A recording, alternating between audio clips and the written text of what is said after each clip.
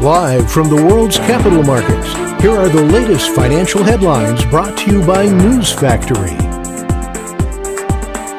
Hello and welcome to Monday's Daily Financial Review. Here's what's making the headlines in the markets today. The dollar-yen pair traded sideways in the last session. The stochastic RSI is giving a negative signal. The Bitcoin dollar pair gained 0.2% in the last session, after rising as much as 1% during the session. According to the stochastic RSI, we are in an oversold market. The Aussie dollar price remained largely unchanged in the last session. The ROC is giving a negative signal. The oil dollar pair fell 0.7% in the last session, after gaining as much as 1.1% during the session. The RSI is giving a negative signal. Coming up, the choices from our chief analysts for today.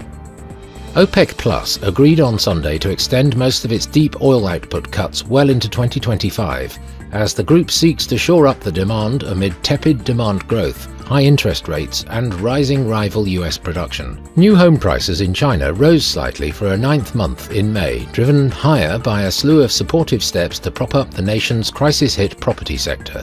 The average new home price across 100 cities rose 0.25% in May, following a 0.27% gain in April. Saudi Arabia added 4 more banks for its secondary share offering of oil giant Aramco, as the advisors began taking orders for the sale that could eventually raise up to $13.1 billion, 4.5 years after its record initial public offering. Those were today's major economic events. And now, moving on to world financial headlines. Japan's Jibun Bank Manufacturing PMI will be released at 0:30 GMT, the US ISM Manufacturing Employment Index at 14 GMT, Japan's monetary base at 2350 GMT. The Dutch Market Manufacturing PMI will be released at 5 GMT, the UK's BRC like-for-like retail sales at 2301 GMT, the US ISM Manufacturing PMI at 14 GMT. We hope that you've enjoyed Monday's financial review.